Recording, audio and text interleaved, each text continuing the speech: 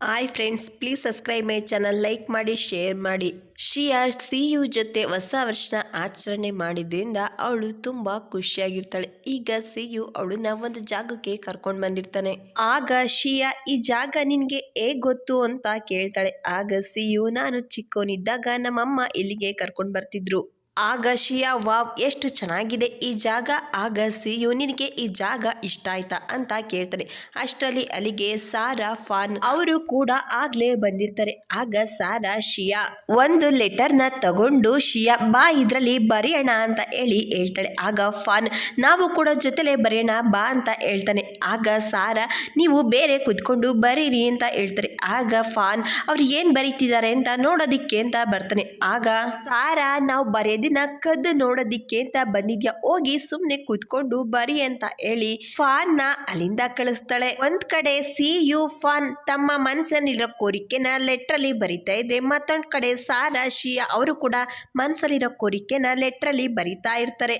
ಈಗ ಸಿಯು ಶ್ರಿಯಾನ ಕೇಳ್ತಾನೆ, ನೀನು ಏನ್ ಕೋರಿಕೆನ ಕೇಳ್ಕೊಂಡಿದ್ದೀಯಾ ಅಂತ.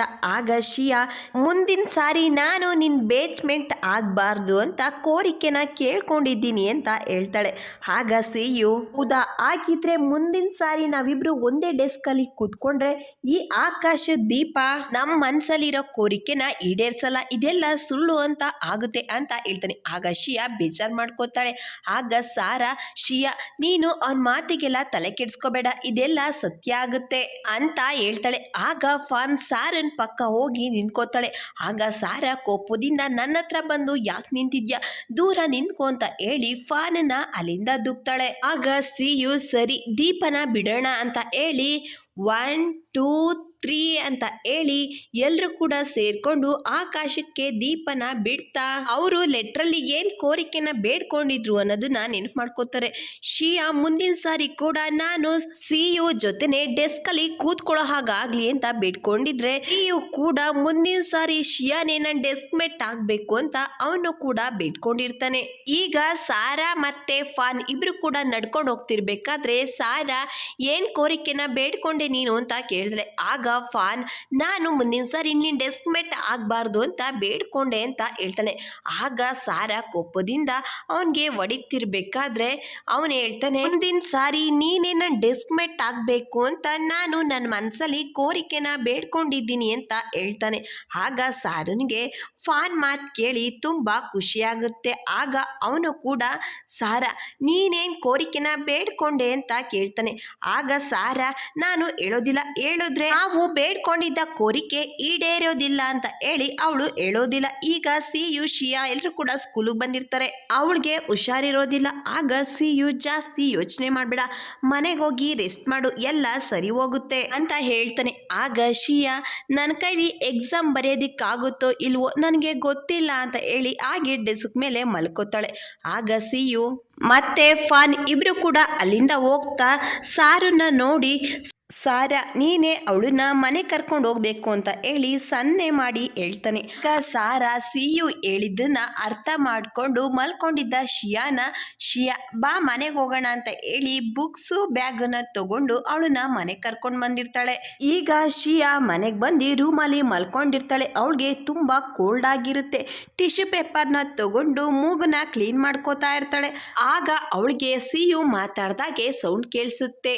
ಸಿಯು ಶ್ರಿಯಾ ಮನೆಗೆ ಬಂದಿರ್ತಾನೆ, ಅವ್ರ ಅಮ್ಮನ ಜೊತೆ ಮಾತಾಡ್ತಿರ್ತಾನೆ. ಆಗ ಶ್ರಿಯಾ ಆ ಸೌಂಡನ್ನ ಕೇಳಿಸ್ಕೊಂಡು ಸಿಯು ಬಂದಿದ್ದಾನೆ ಅಂತ ಹೇಳಿ ಗಾಬರಿಯಿಂದ ರೂಮ್ ಎಲ್ಲ ನೋಡ್ತಾಳೆ. ರೂಮ್ ಎಲ್ಲ ಗಲೀಜಾಗಿರುತ್ತೆ.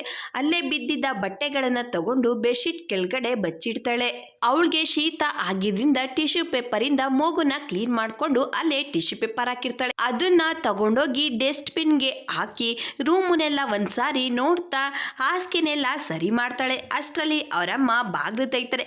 ಆಗ ಶ್ರಿಯಾ ಕೂಡ ಮಂಚದ ಮೇಲೆ ಕೂತಿರ್ತಾಳೆ. ಸಿಯು ಶ್ರಿಯಾ ಅಮ್ಮ ಇಬ್ರು ಕೂಡ ರೂಮ್ ಒಳಗಡೆ ಬರ್ತಾರೆ. ಆಗ ಶ್ರಿಯಾ ರೂಮ್ ನ ಕ್ಲೀನ್ ಮಾಡ್ಬೇಕಾದ್ರೆ ಅಲ್ಲೇ ಒಂದು ಬಟ್ಟೆನ ಬಿಟ್ಟಿರ್ತಾಳೆ. ಆಗ ಅದನ್ನ ನೋಡಿ ತಗೊಂಡು ಬೆಡ್ಶೀಟ್ ಒಳಗಡೆ ಬಚ್ಚಿಡ್ತಾಳೆ.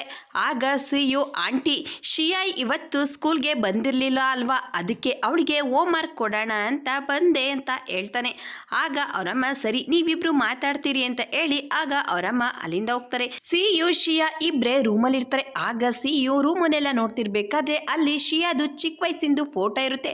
ಅದನ್ನ ತಗೊಳ್ಳೋದಿಕ್ಕೆ ಅಂತ ಹೋಗ್ತಾನೆ. ಆಗ ಶಿಯಾ ಫೋಟೋ ಕಂಡಾಗೆ ಅಡ್ಡ ಬಂದು ನಿಂತ್ಕೋತಾಳೆ. ಆಗ ಸಿಯು ಅದು ಚಿಕ್ಕ ವಯಸ್ಸಿನ ಫೋಟೋ ಅಲ್ವಾ, ಅದು ನಿಂದೆ, ತುಂಬಾ ಚೆನ್ನಾಗಿದೆ ಅಂತ ಹೇಳ್ತಾನೆ.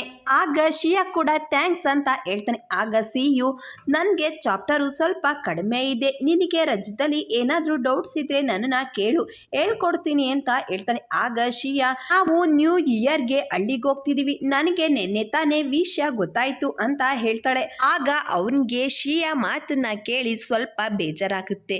ಶಿಯಾಗೂ ಕೂಡ ಬೇಜಾರಾಗುತ್ತೆ. ಆಗ ಸಿಯು ಸರಿ ಆಯಿತು, ನಿನಗೆ ಏನಾದರೂ ಡೌಟ್ಸ್ ಇದ್ರೆ ನನಗೆ ಫೋನ್ ಮಾಡಿ ಕೇಳು ಅಂತ ಹೇಳಿ ಅಲ್ಲೇ ಇದ್ದ ಒಂದು ಚೀಟಿನ ತಗೊಂಡು ಅವನ ಫೋನ್ ನಂಬರ್ನ ಬರೀತಾನೆ. ಇದು ನನ್ನ ಫೋನ್ ನಂಬರು, ಯಾವಾಗ ಬೇಕಾದರೂ ನೀನು ನನಗೆ ಫೋನ್ ಮಾಡು ಅಂತ ಹೇಳಿ ನಾನು ಬರ್ತೀನಿ ಅಂತ ಹೇಳಿ ಸಿಯು ಅಲ್ಲಿಂದ ಹೋಗೋದಕ್ಕೆ ಅಂತ ಹೋಗ್ತಾರೆ. ಮತ್ತೆ ಹಿಂದೆ ತಿರುಗಿ ಸ್ಕೂಲ್ ಶುರುವಾದ್ಮೇಲೆ ಮತ್ತೆ ಮೀಟ್ ಮಾಡೋಣ ಬೆಂಚ್ ಮೇಟ್ ಹೇಳ್ತಾನೆ. ಆಗ ಶಿಯಾಗೆ ಅವನ ಮಾತು ಕೇಳಿ ತುಂಬ ಖುಷಿಯಿಂದ ಥ್ಯಾಂಕ್ ಯು ಅಂತ ಹೇಳ್ತಾಳೆ. ಆಗ ಸಿಯು ಬಾಯ್ ಅಂತ ಹೇಳಿ ಅವನು ರೂಮಿಂದ ಆಚೆ ಹೋಗ್ತಾನೆ. ಅವನು ಹೋದ ತಕ್ಷಣ ಶಿಯಾ ಅವನು ಕೊಟ್ಟಿದ್ದ ಫೋನ್ ನಂಬರನ್ನ ತಗೊಂಡು ನೋಡ್ತಾ ಕೂತಿರ್ತಾಳೆ ಶಿಯಾ.